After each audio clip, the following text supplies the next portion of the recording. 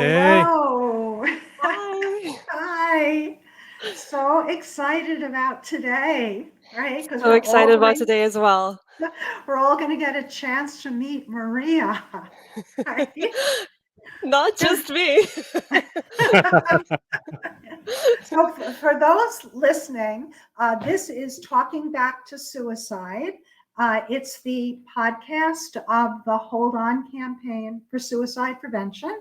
The Hold On campaign uses the power of art, creativity to educate, connect, express, and heal.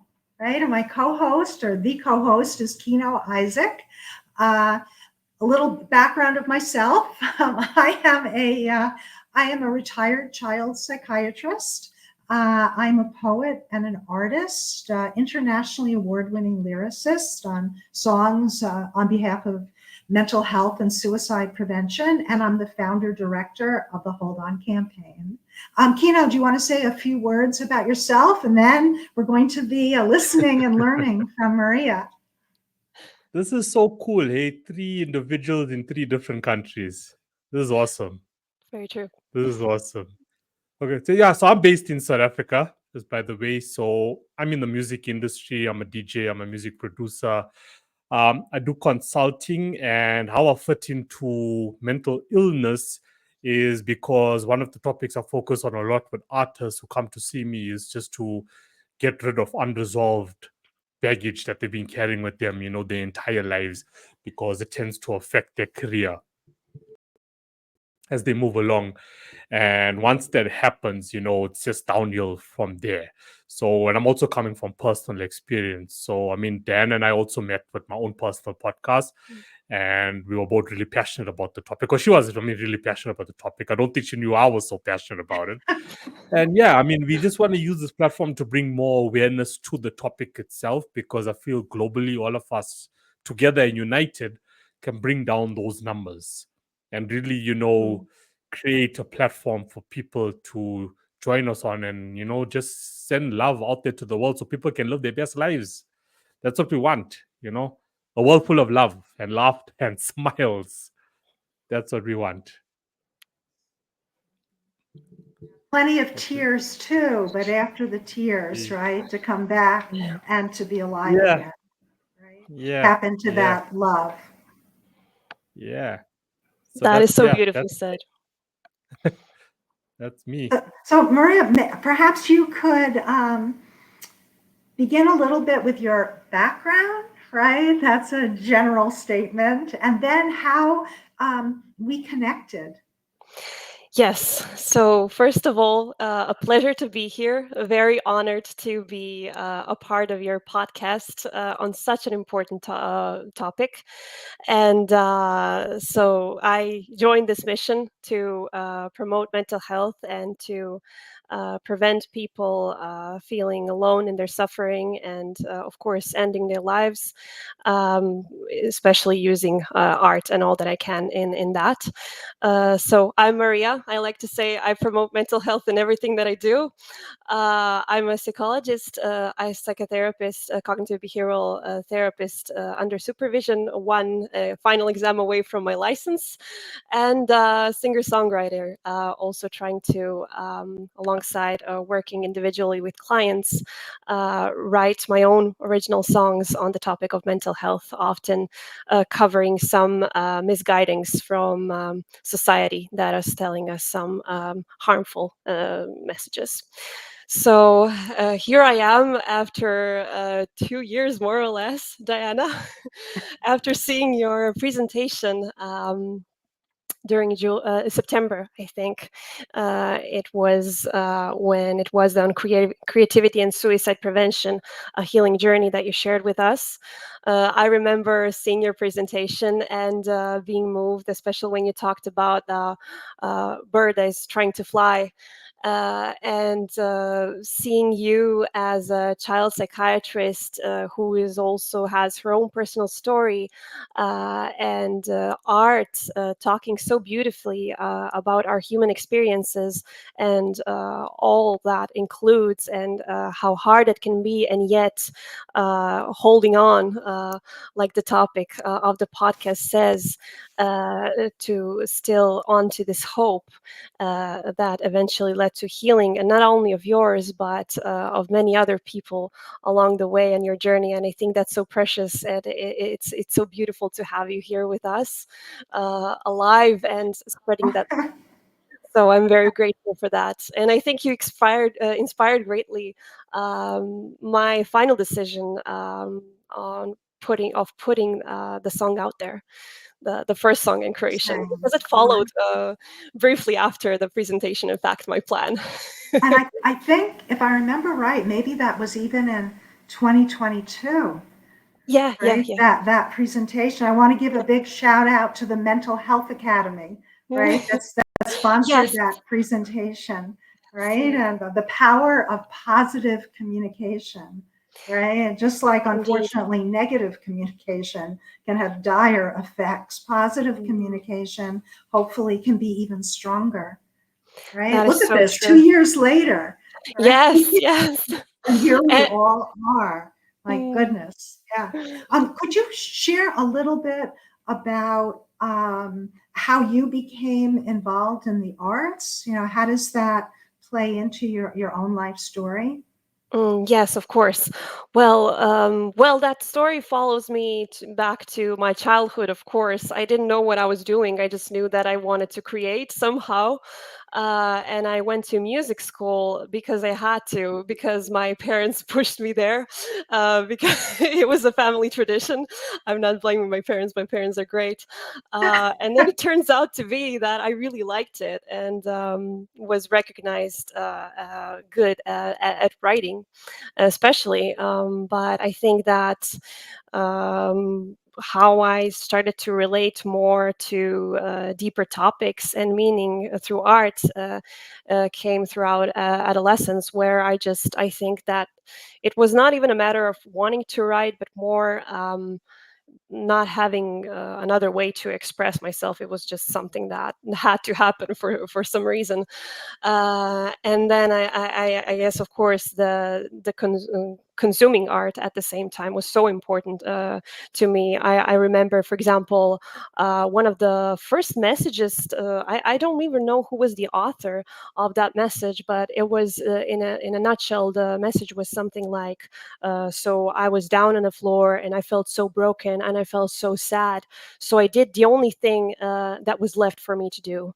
I tried to get up." And like I don't even know who wrote that, but I just remember the message so Mm. powerfully. And I started thinking after reading that years after, even how it made me remember that, like almost every time that I was going through something hard, there was no other way for this person to deal with it. And that person, whoever he or she was or is, has shared it with somebody else, and to send a message and saying, stay. There is no other way. Please stay. In a sense. So I realized how powerful it can be, and that kind of kept moving me. And I guess that. Yeah, this is how it all started. Um, Starting to write and listening and resonating with the lyrics. Lyrics were always very important to me. Yes. Now, you're from Croatia? Oh, yes, I forgot to say that. Yeah, okay. Yes. And I was never good at geography, so sort of explain where Croatia is. Oh, so when I was younger, I used to explain it as we're the small country right across the sea of Italy. So we share the sea, in fact. So we have Quite cool. Croatia, South Africa, and the United States are all in the Yes. room together. Wow. With the same mandate. With the Yeah. same mandate. You know. So I mean, true. that they're so powerful. It's so powerful. You Mm. know, that alone is so powerful. Whatever we discuss, whatever we talk, whatever comes next, it's the same message. and Yeah. now we can just do it each corner of the world. That in You know, itself, I think it's art. you know Yeah, yeah, that that the is art. what you said before, Maria, about did what I could do was to try to get up, right? Mm. It reminded me there's a poem, and I don't remember the whole thing, but it's like an autobiography Hmm. um, of something about a person who's falling into a hole, something like that. Right? We'll have to look it up and ourselves share it with each other. I feel embarrassed that I don't remember it, but it's because it's kind of famous, this poem that I'm talking about. But but I had an experience where I can remember driving to work so many years ago, and in heading, it was in Newark, New Jersey, right? So I got off the highway and I'm going to work, and I'm going this, the same path every time. And there happened to be a pothole in the road, Mm. right? But instead of, because it would have been wiser perhaps to choose another street to go up because maybe it was narrow or something, right? I was continuing to go on that road Mm. until eventually I didn't veer my car enough and I landed like the car going into the pothole, right? And I remember my hubcap fell off of the car, Oh, of my tire. And I remembered that poem because it was almost as if I literally had to get into the hole, wow. right? To emerge from the hole. It was Mhm. really interesting. I don't know. Life imitating art and art imitating life. That's incredible, Dan. Right? You had it this whole time with you. It was just waiting for its turn. That's right. That's right. Oh. Yeah. Yeah. Sometimes we're just headed in the same direction blindly. Mm. Mm. I love True. that. So, Maria, like, where are you at the moment now when it comes to like mental illness and addressing this global issue that we have? Like, what is your, what is your like deepest thoughts on the matter, on where we can actually, fix the issue? Where do you see us going wrong as a society? And what Mm. can we actually do better? Hmm. That is a great question, Kino. I've been thinking about it for the longest time. I think first indirectly and subconsciously, and then it kind of resonated with me as well through work. Uh, I think we're dehumanizing society. And I think it's breaking our spirits so badly that sometimes, and I've seen it with clients, they can be the healthiest individuals in a society so trapped and lonely, fostering isolation as something based on true values and achievements that are completely losing what it means at its core to be human. So I Yeah, think yeah, that is something that I'm really trying to fight against. yeah. And what methods are like you like using, like that we can actually like, adopt for ourselves and get people to adopt? Hmm. Like how can we help you with that? If that's like your mandate, like how can we help you with that also? Because clearly it's a global thing. That's why I agree with what you just said. It's true. Mm. I think people just need to hear it more. I don't think it even means, well, it needs a lot. It requires a lot for them to resonate with this kind of message. I think a lot of us feel this way, but are just imprisoned by the algorithms and are kind of losing ourselves in the busy world where art is also kind of falling behind, which I think is also sad, especially with the AI. But this is another topic, maybe even to discuss, Yeah. but not irrelevant, of course. To Well, I think we should just open more and more dialogues, like what you're doing already. I think it's of so much value. If we could convince, well, at least try to encourage people to try speaking more and sharing their stories about what actually matters to them, and of the things as well that don't matter to them at all, and what makes them feel lonely.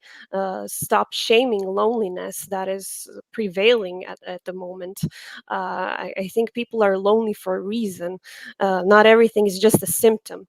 So I think it's all intertwined in a sense that there's not even the media that we can trust, that we can hear the message of hope, because hope doesn't have profit, in a sense. Yeah, It's very yeah, sad, but it's not in money. Well, and if we can't sell it, nobody's going to buy it, and if nobody's going to yeah. buy it, then it's not going to be marketed all around. So Wow, that is No, profound what you just yeah. said. Okay. 100%. I mean, the media is not here to bring anything positive into our lives. As you said, it doesn't sell. There's no mm. profit in that. If everyone is happy and living in peace, there's no profit in that. Yeah. So I think, like, as a society, we need to detach ourselves from traditional media. If you can get rid of your TV, get rid of your TV. And if Mm. you really want to know about a specific topic, whatever it may be, do your own research on it. Mm. That's what we need to do. Or get people to do. Or get people Yeah. to. So I agree with what you're saying. I do. I agree with what you're saying. Thank you so much. You know, yeah, Mm. people need to stop living in this. Okay, let's just call it what it is. The matrix is there.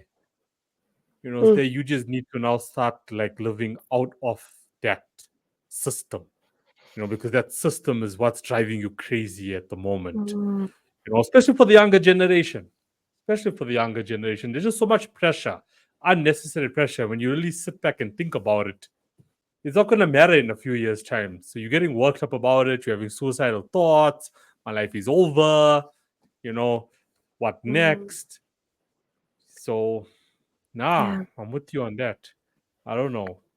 Mm. Dana, Mar- your thoughts yeah, on that? Do you yeah, agree? Maria, before Maria, you were mentioning about being human, right? Yeah. So how would it's so funny in a way because we all are humans, human beings, right? Mm. That somehow got born. Here we are. But what does that mean to you? Like that we're losing touch with what it means to be human. Mm. What does it mean to be human? Right. I don't think I have the credibility as I'm only human to fully Well, cover yeah, that, but I yeah, of will course, yeah. say it from my human perspective, which makes it to me palpable that we are vulnerable, and that we all long for connection, to be seen, to be heard, and that we all feel. Uh, Even that, something so basic, I don't think we often agree on. And this sense of not agreeing on such, at its core, human things is, I think, separating us greatly. Sometimes even men and women, and we become at war against each other, and we are all of the same kind. And it makes me feel very sad to see that, because we should be connected and go together to form meaning, not to isolate each other from it by separation. I think the separation always comes from fear, in a sense of losing our perspectives, because I think even though it might free us, maybe like the bird that needs to fly, sometimes it's so hard just to, even if the door was open, to go, because it just, then you have to change what you believed in, and that is so painful. Like, mentioned the Matrix. It's so true in so many ways. I lost my background, so I disappeared slightly. um, But I think that too is painful, and could be the reason why many of us are struggling with even choosing healing, because that too is a change that we fear. So stability, sometimes even the one that is dangerous and lonely and hurtful, could be our very best familiar what is, and we don't want to get rid of that.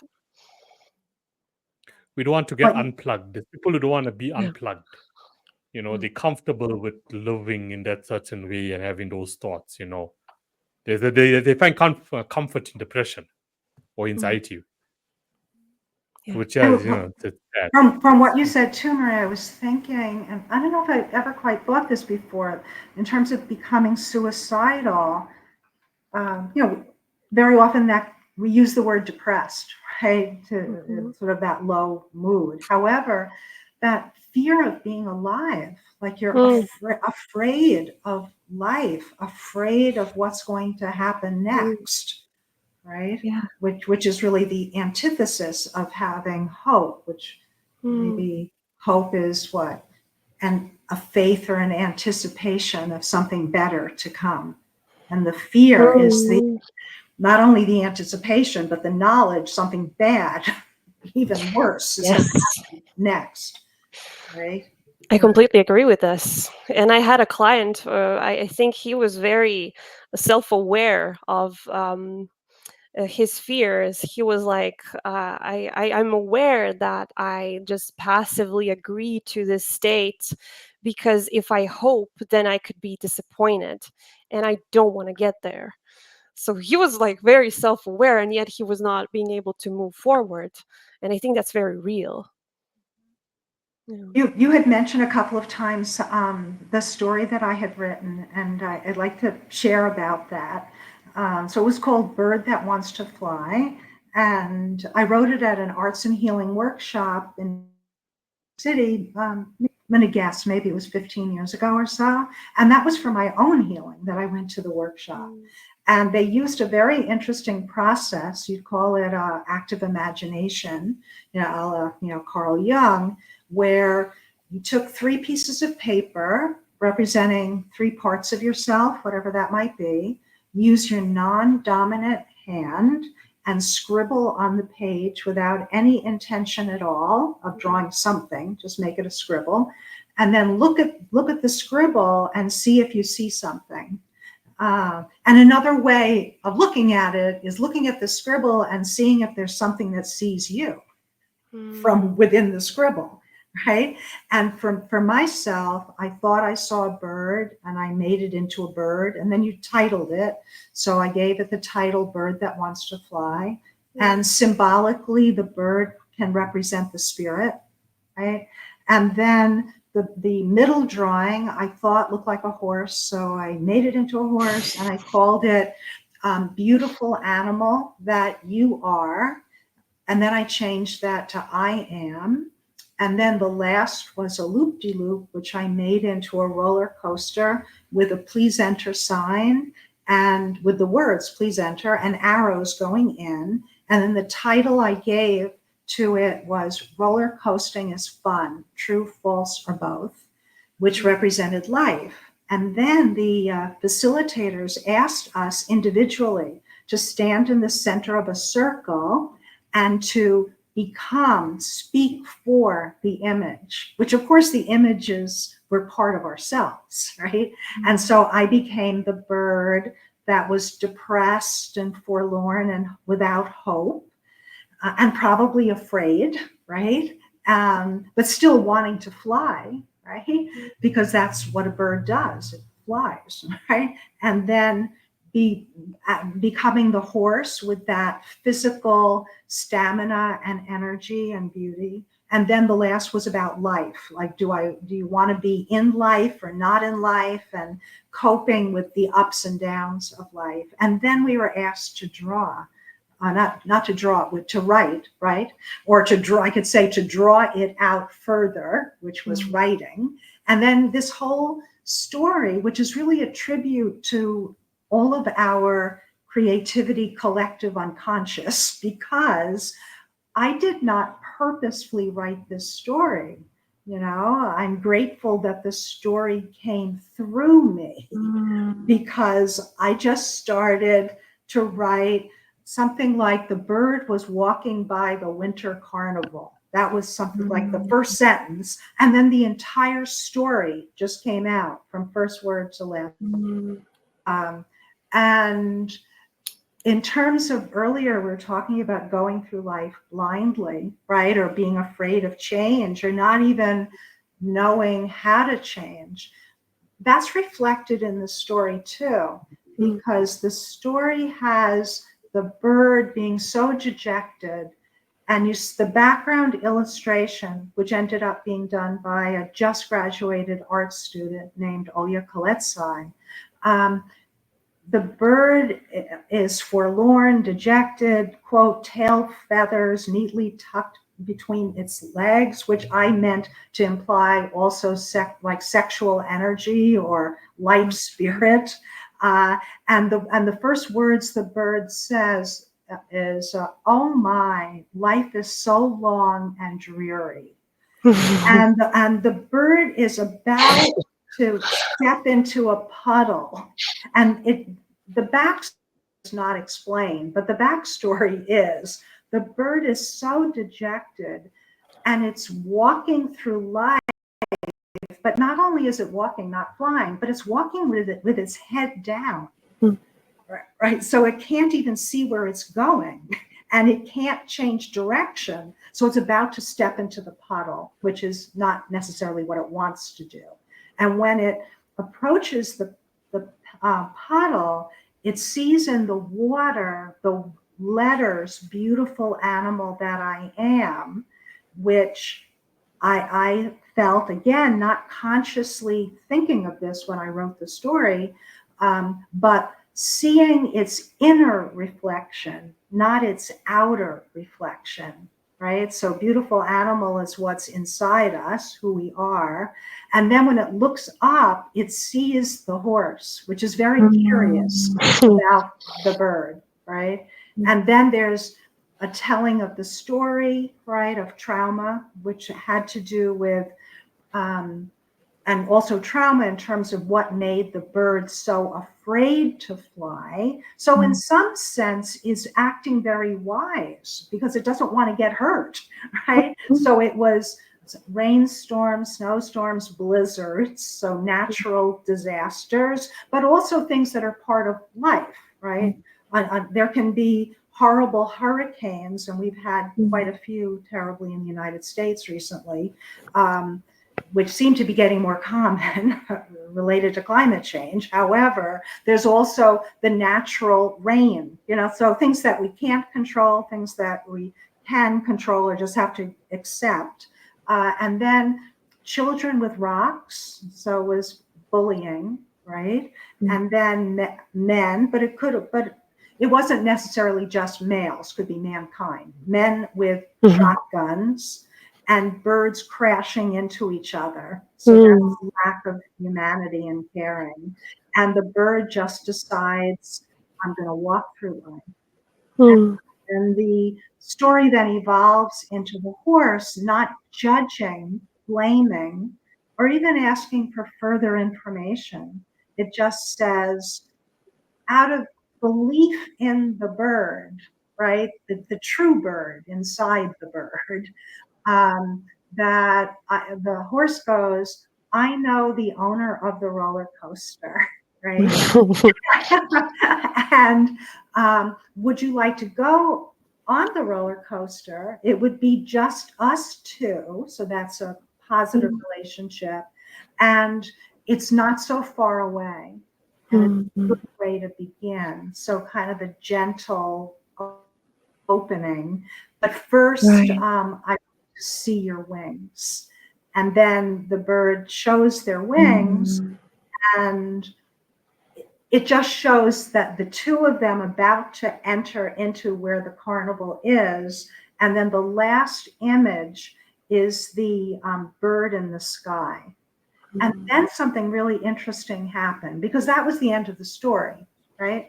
But then when I was trying to self-publish it, when I was doing that, the sample copies that I was getting back had a number of blank pages in it, which is how a book is. There can be blank pages at the end, but there were too many blank pages and I couldn't figure out how to get rid of some of these blank pages.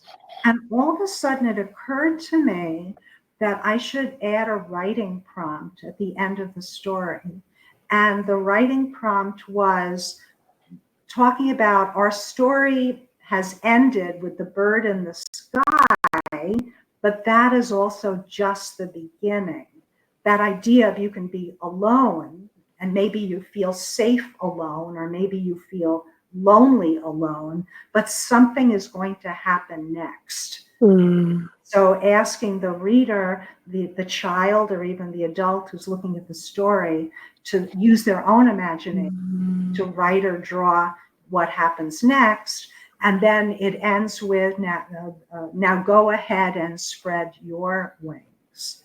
So it's interesting how a simple exercise can lead to so much, right? And artfully, sometimes just prosaic words don't capture it, right? But a phrase like bird that wants to fly, Mm. the metaphor of that, there could be a whole host of us walking around birds that know there's more to life and more to me, right? And in that sense, forges connection. I think that's You're so right. beautiful and liberating Simple at so many levels. Mm. Such a simple exercise. What you just said led to so much. Oh, you're welcome. I encourage, I'm so shocked at that. I encourage everyone to try this 3 pieces of paper exercise to see what comes through you. It's just kind of fascinating. I've also had the Yeah. experience, and when I say I've had the experience, this is an experience to be shared, right? That you can do this too, of finding objects, right? This was part of an arts and healing workshop I was co-facilitating, but looking at objects, right? And then sort of communing with them as well, and see, because what you're doing is sparking your imagination, and also in terms of Carl Jung, the archetypes, like primordial forces, right, that are there, but we don't necessarily give them our attention. But if we change our attention, something else is going to happen. I love that. Yep. And I love how you said that the story came through you. I think that's so meaningful, and not even pushed, just delivered for what you saw in that moment. And also how at the end of the story you gave the opportunities to somebody who was maybe currently alone, to still create meaning out of that, and to still keep walking or flying. Yeah, what you said is that idea of creating meaning. Maybe we could all talk about this or think about that right now, because when a person is so depressed and thinking about ending their life, um, they're devoid, or they're a deficit. Things are meaningless. There is no meaning. Or maybe the meaning is I should end my life. That's the purpose, right? So I'm going to ask you, Maria, when somebody potentially is so despondent, right? And we're talking about hope or creating meaning, what suggestions as a clinician, right, and also from your life experience, can we offer a person, number one, to keep themselves safe? That idea of holding on and not acting on the suicidal thought, right? And then how can we help them engender some hope to take action to help themselves when they feel that nothing's going to help? Yeah, that is one of the hardest questions, and I think it's so important for us to talk and like exchange all of the possible ideas on that, because what's going to work for one person sadly might not for another one.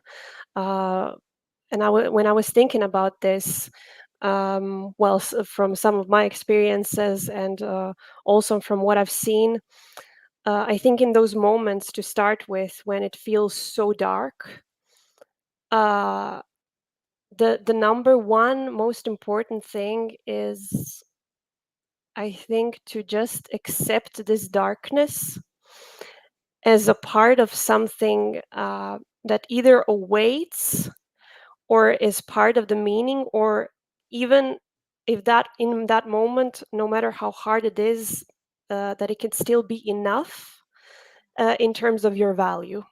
Even if, for example, and I remember this because that was a painful experience of mine, and then I see it replicating. So I thought maybe there's something to it, and maybe it will be more clear when I say it. I had even though art was such an important part of my life for many years, there was one moment in which I started getting really sick. And it was both a combination of extreme physical fatigue and cognitive fatigue. And funny enough, the cognitive fatigue was the one that actually hurt me at a deeper level, because in some way it was connected with me being able to consume or deliver art, produce art, and that was of so much value to me.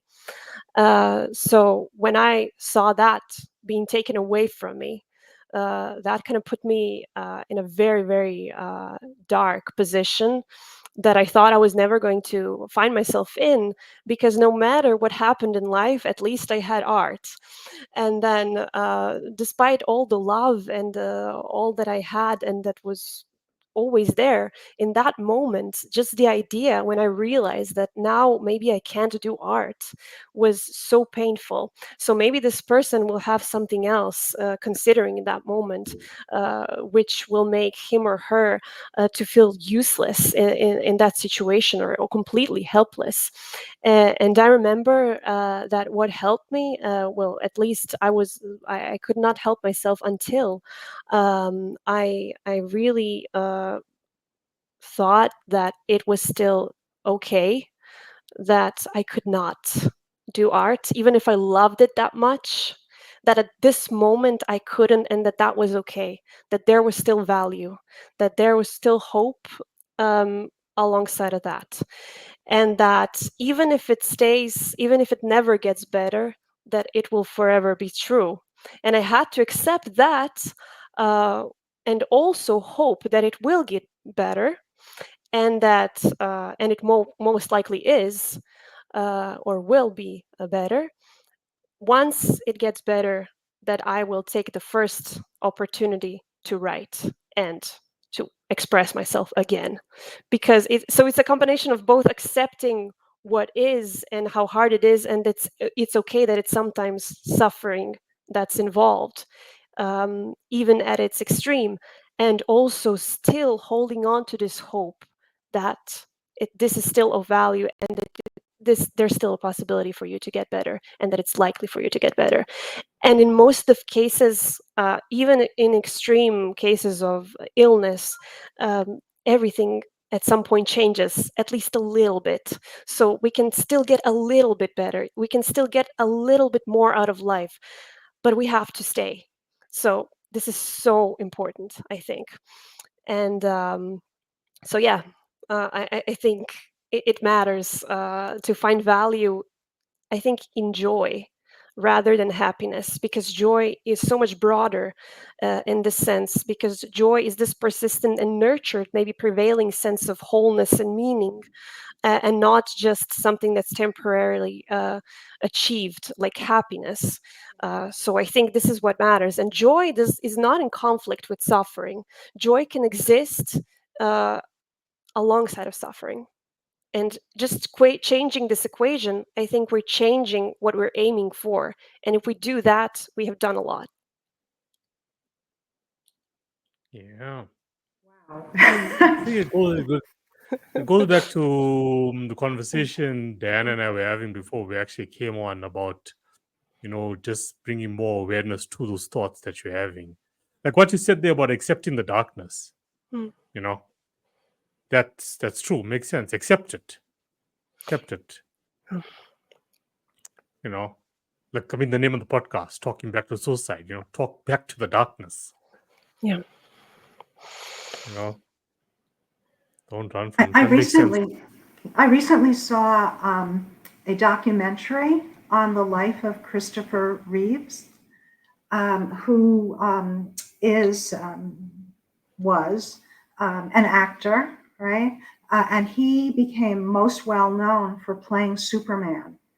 And he had a tragic accident when he was horseback riding. He was quite an athlete in many areas, but he was riding his horse and they were going over a relatively, I think, small jump, and the horse just stopped right in front of the jump, Mm. and he went head first Mm. across and onto his head, and he became quadriplegic. Mm. Um, and the story of his life was, well, it was, and part of it, of course, was so sad. I was crying during the documentary, but also so inspiring. And there was his wife, Dana, his had said to him, because he had told her, like, maybe I should just go. I mean, he was dependent on a ventilator for breathing. That maybe I should just go. I've ruined my life. I've ruined your life. I've ruined everybody's life. And maybe you should just let me go. Mm. And she had said to him, no, and you are still you. Mm. You're you, and I love you, right? And those words, and he's explaining that, he's speaking um, during the film from some recordings, saying that that meant so much to him, that Mm. he was still himself inside, that yes, his physical body was important, right? And they wanted to do whatever they could to help him, well, I have to say, not get even worse in terms of his immobility and bed sores and infections and all sorts of things that could happen to him, but also to try diligently, so arduously all the time to recover whatever ability he could recover. Mm. But it was that idea, acceptance, and he talks about that, the acceptance of the reality, but also at the same time not giving up Mhm. some hope, and also that that did not eliminate joy in his life. Mhm. Mhm. But he also had to work on that, like that ongoing acceptance, right? To be able to appreciate the other aspects of his life. Mhm. Yes, easier said than done, but so important, I think. While you were speaking too, I was getting that idea of in the dark, right? Mm. And all of a sudden I was visualizing like how the seed, like the seed of the plant, right? That it's in the earth and it's in the dark, right? Mhm. And it's growing in the dark. Yeah, that Which is again, so. I also want to say there are, of course, catastrophic, horrible, traumatic, violent life experiences where they're the antithesis of life giving. On the other hand, perhaps there's still the ability to grow or to make some use of even something horrible, which Mhm. would be to speak up against that which is horrible. Yeah, yeah. Yeah, it's To the point. what you said there, easier said than done. Exactly. This Yes, it whole is. topic, The words like are I mean, this whole easy. topic is easier said than done. Right? you know, you know, I could go and tell someone, look, the storm will pass. Things are going to be better. Tomorrow's a new day. There's a light at the end of the tunnel. Believe in yourself. That's easy to say it. Then the guy Yeah. goes home and, okay, where do I start believing in myself? Like Mm. what is there to believe in? Mhm. We like it's different. I mean, that's why society is so split up. Between your lower, middle, and upper. If for the middle class, yeah, it could be easier to go home and say, okay, cool, I got a lot to be grateful for at the moment. The upper class, we don't even have to touch them. But I mean, they still get depressed anyway. Yeah, And then guilty you wonder why you conscious. are depressed. you know? So I find it so funny at times, when you come with someone that has it all they could ever, ask for in life, but you're telling me you're still depressed. Like, dude, why are you still depressed? But it Mm. just shows you, you Right. you can't have it all in life. You know, you could be wealthy, but doesn't mean that you're happy. You know, doesn't. Mm. But I mean, if you go Thinking, low, low, low, there's people who just don't know where to start believing in themselves. What is there to believe in right now? And then you start tapping in. So I think for me, like when it comes to artists, like especially come from the lower class, like I start like tapping into their skills that they don't realize that they actually have. Let's touch on self-awareness. That's like a starting point for me. Let's Mhm. identify those. Then you're gonna have something to believe in. Let me show you that, there's something to believe in. And that like sort of works for me. It doesn't work in all cases, you know, but if I kind of identify through an awareness exercise something that you never know existed within you, and then I use the resources and the network that I have to convert that skill or that talent into something, as fast as possible, that sort of like brings belief in people that there's something to live for. Wow. Yeah.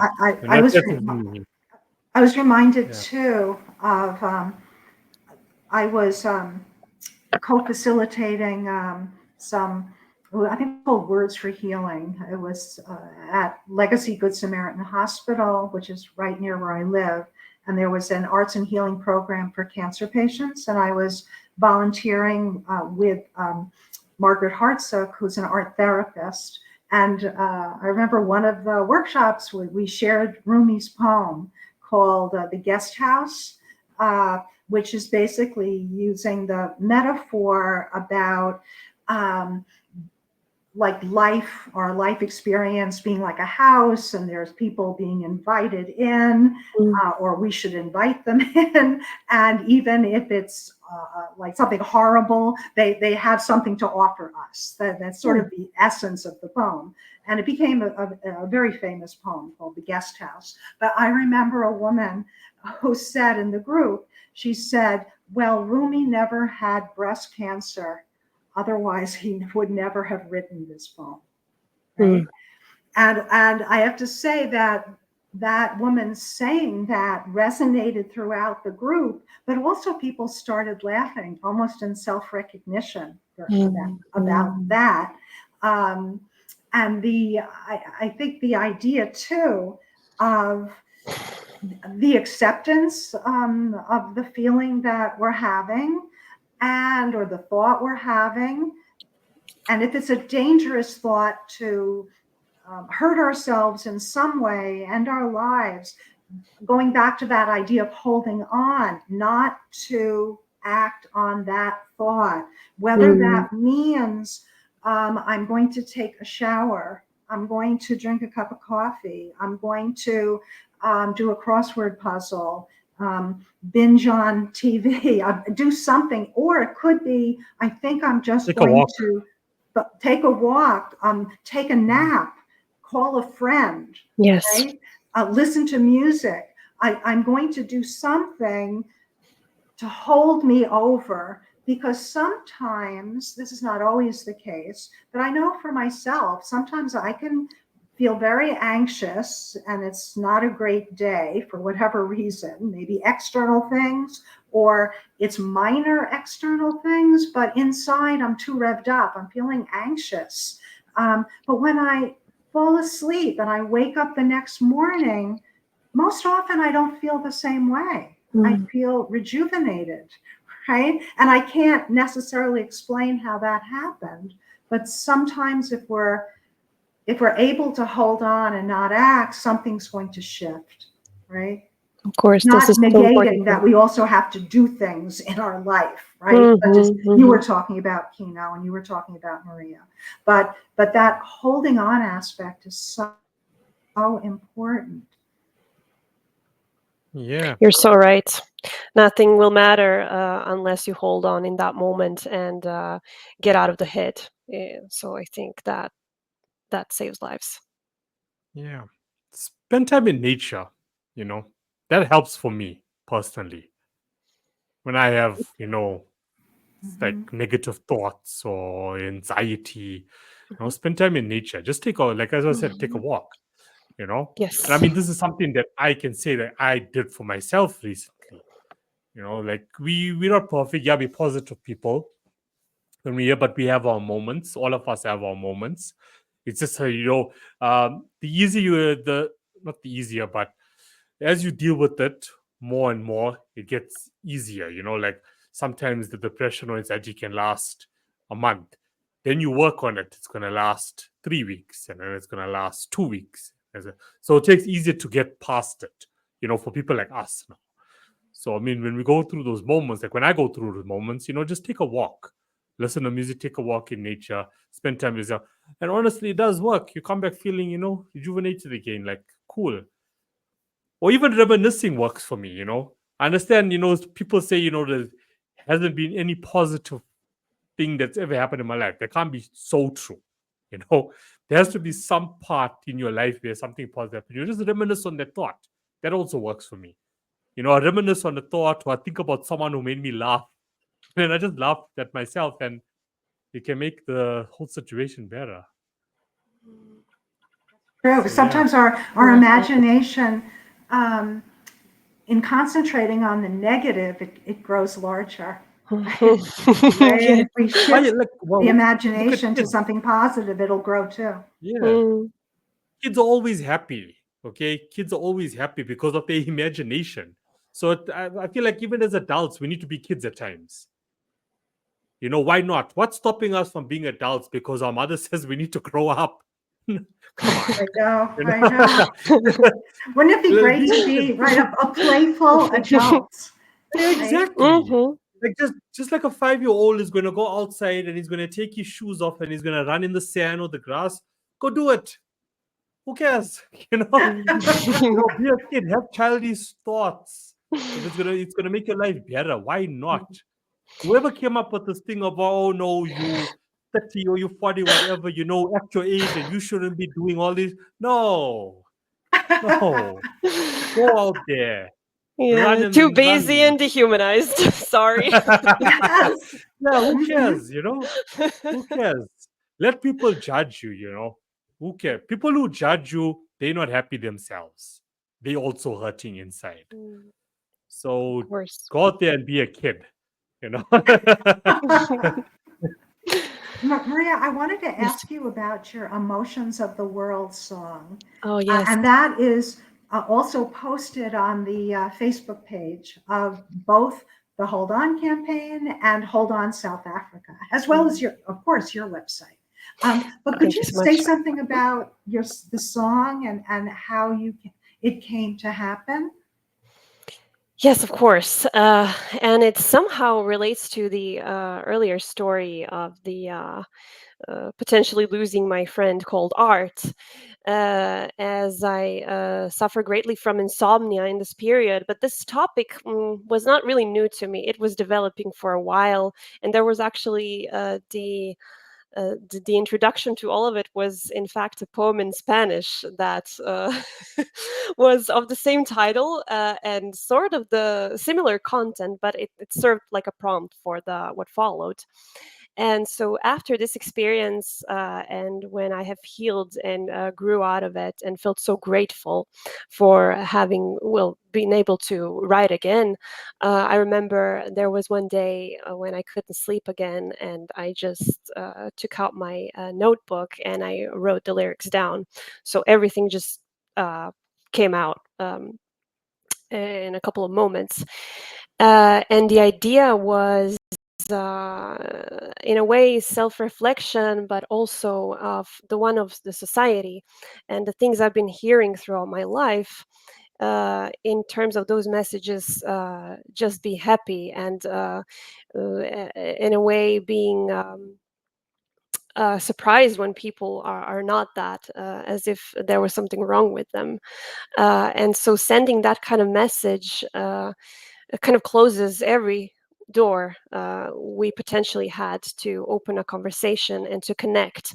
And so I wanted to spread the message of the importance, again, for us humans, is to feel all of the emotions, not just happiness, as that would in the end make us even superficial.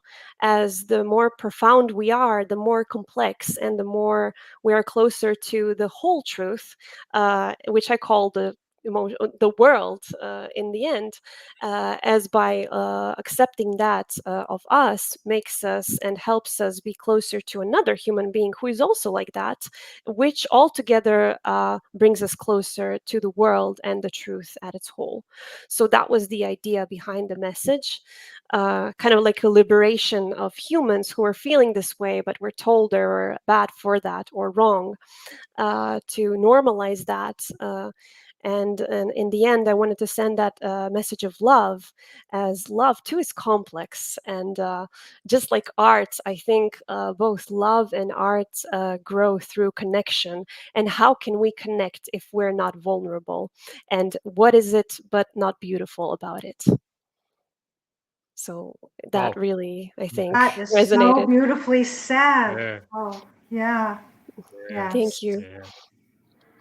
Yeah, I'm thinking on this electronic age where, on the one hand, there's so much ability to quote connect, but there's also increase in loneliness, right? Misinformation, competition, cruelty, and Yeah. bullying, right? So Mm. that idea of that love and connection, and to do that, I think you're absolutely right. We need to be human at its best, which is being vulnerable, right? Yeah, and I thank you Mm. for doing that in your poems. And I think that kind of like what my father says sometimes, I would get a little bit demotivated by art succeeding and spreading its message. But he said to me, sometimes there will be, well, times that nobody else is going to care about your message, and it will mean the world to you, and this other person might just forget about it, and it needed and she needed to show up, and it did, and they didn't, but you still have to keep going, because this is you're the person who's behind this. You have to keep going. And um and I know that it always made a difference to me if there was just one person who resonated with the message. And I think that one person, uh, to me, is something that I would call changing the world. Not because you change that person, but because you have allowed this to happen by speaking out, speaking up, I think. So I, I think it matters so much uh, to focus on so little, which altogether is a lot. And by being vulnerable, and even as therapists, I think that's so important. Sometimes what I see and often talk about is the harmful influence of gurus who try to portray themselves as something level up than another human to be followed. And I think I don't want to be that, and I don't think I should never be that. Not for my clients, not for the people around me. I want us, and I think we are all equal. And to be able to connect with somebody, we should always be here. Nobody should be higher or lower at this point. So I think in order to help people heal, we need to show them we are just like them.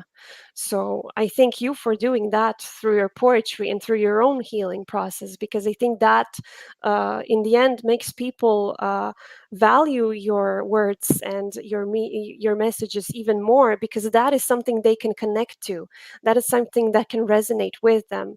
If we're this idea that is not even remotely realistic to follow and definitely dehumanized, then how is that ever to be replicated? And that just causes more depression, as the objective is just unreachable. And so, yeah, I think we should aim for humans. I'm thinking how art can be a place to be vulnerable and to be oneself, right? Because I'm Mhm. thinking back to what you said, Maria, about being seen, right? To be Yes. seen. And the word to respect someone, right? That to respect means to see again, which is interesting. Respect. Mhm. And and the idea of being seen, but if we, and I can also speak personally from my own experience, if I, in all circumstances, have some sort of shell around me, and I want to say in parenthesis, there are situations where we need to behave in a certain way, right? So, in terms of letting it all hang out is not appropriate in certain settings. But if there is no place where I can show myself what's really going on, or really going on in terms of a part of myself that this is also going on, but I have no avenue to be able to show that or to let it out, then how can I ever be seen? Mhm. You're not seen. Yeah. And that can feel terrible. And I think art making and art appreciating, it can be a way to let oneself be exposed, but exposed in a healing way, right? Mhm. Where the art is So not true. about you're the best artist, or you're the artist who makes the money, or it's not a commercial kind of art. It's the art of courageously expressing yourself. Mm. Yes. And people can feel that and see that in you, not only your work, but in the you that allowed that to come out of you. So true. Yeah. And I Yeah. think that those who are not yet there, or maybe they'll never be, well, through them, but through somebody else, even the highest level of dissociation can be broken when listening to music or a piece of art, being exposed to a piece of art that is so powerful. To me, that's incredible. I think all of the tools from science are silenced in comparisons to that kind of power of art. Yeah. I had an experience the other day um, of, I guess, it being seen, as it were. Um, so I recently had given another Mental Health Academy presentation with two co-presenters, Starlet Swan and Lucia Martinez Rojas, and that was August the 25th.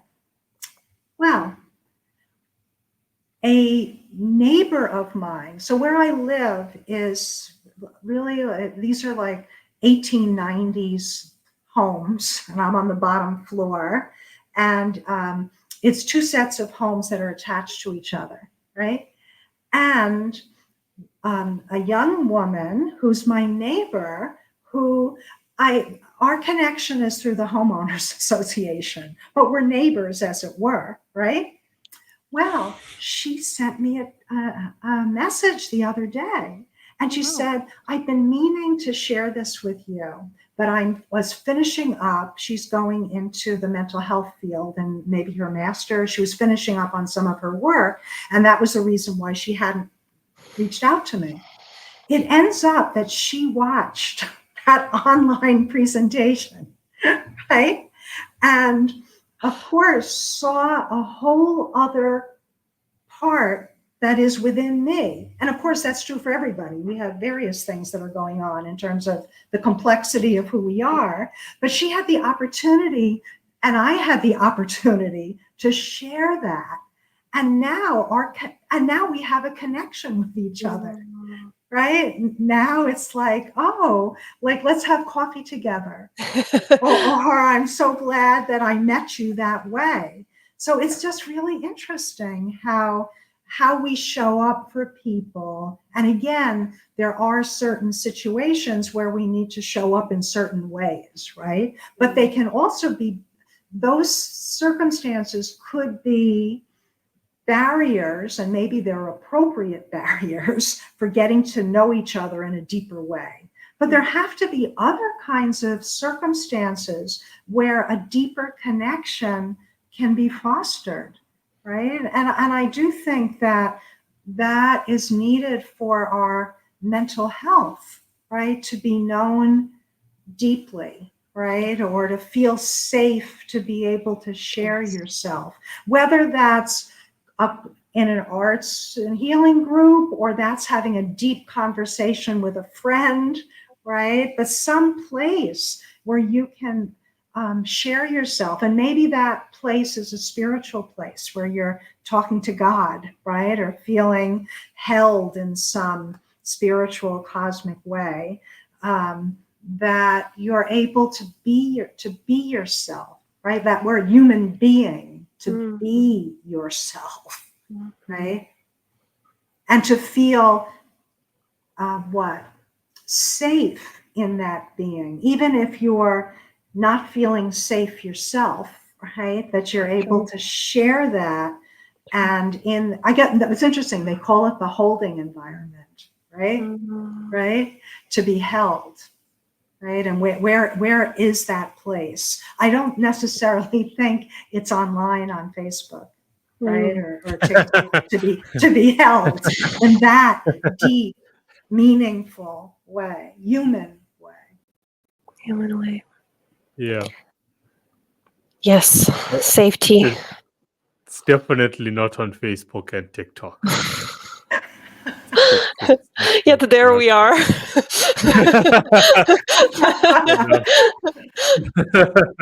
I want to say something about AI. So I didn't realize, although it was really upfront, I should have realized, this was on Facebook, that I was having a conversation with AI.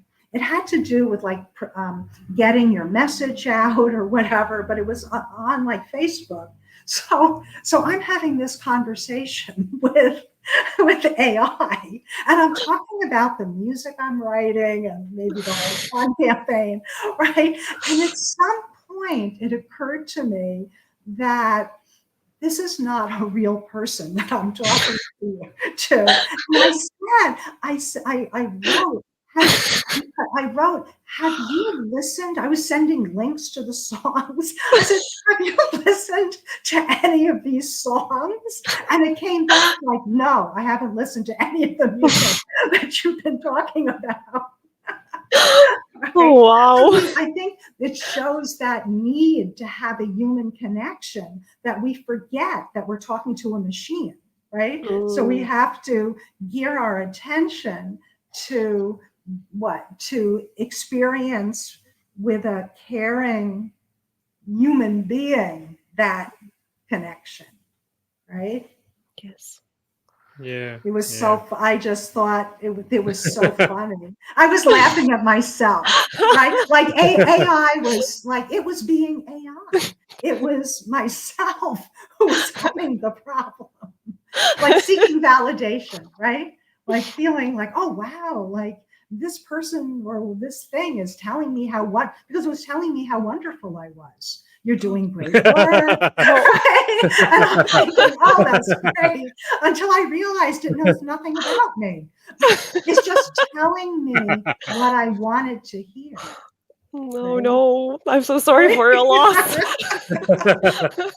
So a sense of humor, right, is important to life too. And sometimes when we can laugh at ourselves, not hate ourselves, but laugh and also forgive ourselves. Right? being Through human. kindness. Yeah.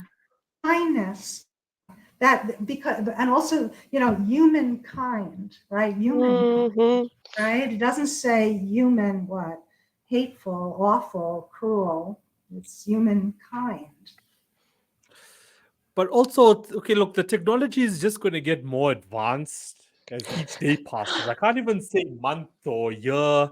As each day, each hour passes, the technology is going to get more advanced. It's going to know more about you than you actually know about yourself. And look at what's happening with algorithms today. I mean, have you? I don't know about you guys, but you have ever been in this? Okay, so so like on Spotify. Okay, on Spotify itself. Now, Spotify has an AI DJ. It's still in beta phases as well. But there's moments, and I swear this is a true story. There is moments where you would be in a certain mood, and the DJ will play that song to sync with that mood. And I'm like, how did this just happen? You know. So on one hand, I'm fascinated about it. Other hand, I'm like, it's scary. Like, what happened? You know. And I'm talking. There could be like situations. There's been like situations where a guy or girl, will be talking to each other, you know, and that AI DJ on Spotify plays the love song, right? Right? Plays this love song in that moment.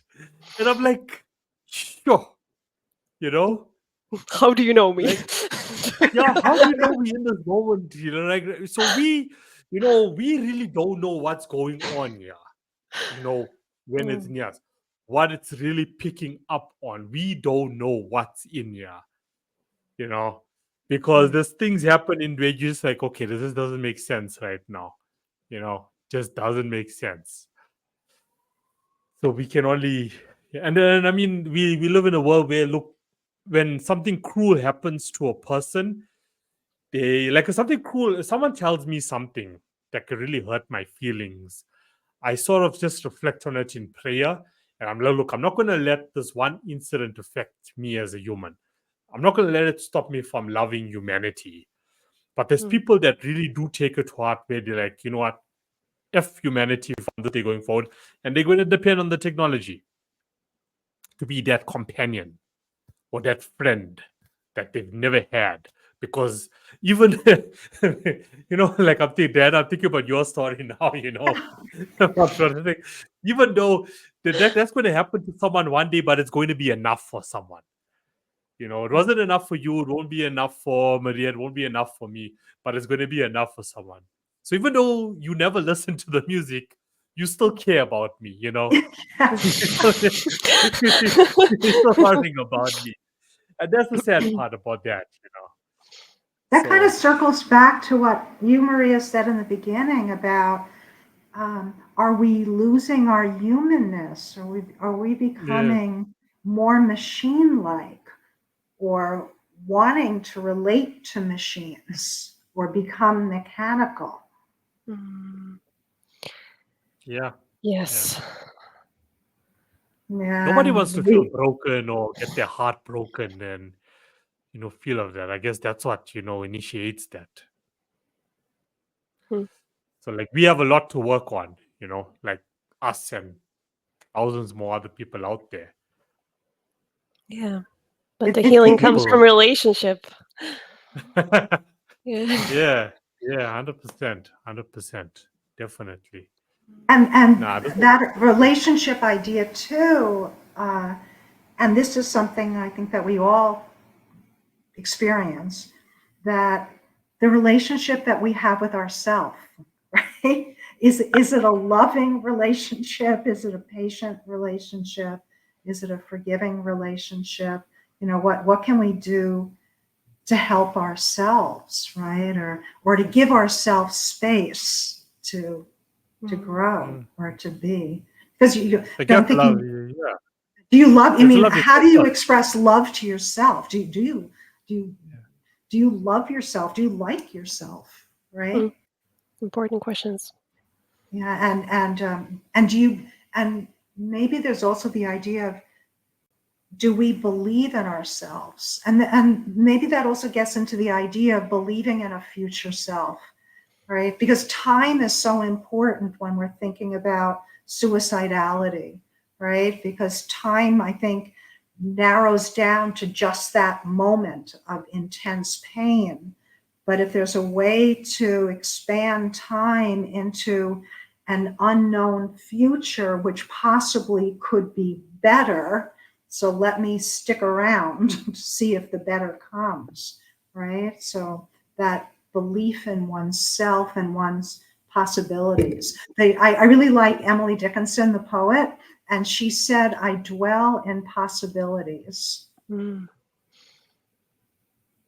Also, writing helps. Write down all the positive things about yourself, all that you are doing right in your life right now. That could also help. There was a video I also checked. It was a Facebook reel. This guy is saying each morning when you wake up, look in the mirror and tell yourself that you love yourself 30 times. I love you, I love you, I love you, I love you, I love you. So it's an exercise that that he's been doing, and he says that actually reprogram. Like wake up in the morning, write like say 6 affirmations about yourself. I'm great, I have purpose, you know, I am talented, I'm skillful, and you need to reprogram that DNA. So if you do that for like say, let's just say 2 weeks, you are reprogramming your DNA, and then you're going to start believing in yourself. This is exercises that have actually worked. It's been proven it works. Reprogram your DNA. But the only way And to do that even is by consistently practicing that affirmations each day about yourself. even saying, even though I feel lousy now, right? Mhm. I remember, right? Or I It's can, true. or just because it hasn't happened, right, doesn't mean it won't happen in a positive way, Mhm. Yeah. right? It's True. like it hasn't happened yet. That word "yet" can become important, right? True. Instead of True. "I'll never be happy," right? Mhm. It's that the idea of Mhm. yes, maybe it hasn't happened yet, but it can happen or it will happen, Mhm. right? Yeah. I'm just kind of piggybacking on what you're saying, Kino, in terms of also validating a person's feelings, right? Like, yes, I feel terrible, right? And yet, So you true. know, So true. there are things in my life that have gone well, that could go well, that I'm grateful for, right? And also, I think anything potentially that changes our quote state can help. Mm. So Mm. doing jumping jacks, right? Taking a shower, singing. I mean, something, taking that walk, right? Something that is going to shift our attention and our body state can also help. There's a technique of um, where people, um, in a safe way, uh, when they're in extreme emotional state, could like dip their head in water, right? And the temperature of the water and just the act of dipping their head in water is going to change how they're feeling, right? Mhm. Mhm. Also, Mhm. take not to hurt yourself in any way, but to take an ice cube and wrap it in a cloth and to put it on your skin. That change in sensation sometimes can refocus ourselves. So there are things that, apart from taking a nap, going on a hike, right, drinking tea, binging on Netflix, besides doing things like that, there are other techniques that we can do, right? And again, going back to the theme of the Hold On campaign, as long as we're able to hold on, we're not acting to hurt ourselves, and we can reach out for help. Whether in our country, Maria, the hotline number is 988, right? And every country has their own, hotline number. Even if there's no friend or family member that you can call, or you're not in treatment at this time, there's always an emergency number for all the countries of the world that you can call, you can text, you can chat, right? And sometimes that's important because you're making a connection, right? And True. that person you're connecting to is sensitive and knowledgeable and is going to be a help, right? support you. Yes, Mm. absolutely. I agree with both of you, and I think what should matter also is to just say how maybe it's good to write these things down, just not to forget, because when these intense emotions come, all of the options are very narrowed and limited. And so I think just having a list of all those things that could be done in that moment, even with the number of the helpline, and have it somewhere safe and available at all time, it also is as important as the things that are to follow. So what you were saying earlier on, I think is very important as well with the language. And I agree with you both. I think how we speak of ourselves matters greatly. And to add and to validate at the same time the feeling that is there. I like the word end. In that situation, it's so good for validating and to even have this dialectical approach to the complexity of who you are. I am lonely, and there's still hope. So those, for example, Yes. things, I think there's such a powerful message to remind ourselves of. So glad you mentioned that, right? Because we can get into all or negative thinking, right? And either things are going well or they are absolutely horrible. And what's the point of being alive? And that's Mm. that black and white Yeah. dichotomy. But what you said is so important. Could you give another example of that and of emotions or thoughts? Hmm. So I am feeling pain, and that there's still a way out. I think those two are Mm. very Yeah. at its core what could happen in those And moments. there's a way out with my still being alive. True. And to Mhm. combine it what you said earlier, the other kind of distortions that could follow, even if I feel worthless, it doesn't mean I'm worthless. So those I think are sometimes attached to each other. So glad you Mm. brought that up, Maria. And that idea too of writing that down on a piece of paper or on your cell Mm. phone, right? Or keep that in your wallet Words. that you can look at to help remind us because the mind starts getting shut down, Yeah, yeah. right? And isn't generating those new ideas, problem solving is just clammed up into nothing's going to help. But if you can read, also one could write, and I've done this with patients too, like a letter to myself. Mm. I remember doing that with a young adult female who had attempted suicide. And she wrote a letter to her future self. And it started off like, Dear me, or Dear Diane, right? I know you're feeling terrible. I know you Mm. want to end it, but I want to remind you, and then listed all the things that were true and encouraging. And it was, love yourself, love me, right? I'm talking to you. Right. Yeah. Yeah. Again, the I wouldn't relationship suggest the before you phone. read it. Yeah, the Always relationship. write stuff. Yeah. On the phone part, don't type anything on the phone. If you really want Oh, this okay. to like work for you, it's like pen and paper. That's how you need to Okay. do it. Pen and Okay. paper. You Advice know, it's an taken. iPhone. So It's I a Pen and think no-no for you. we're going to wrap up. Maria, do you have any other final words, and also how listeners can find out more about you and listen to your music?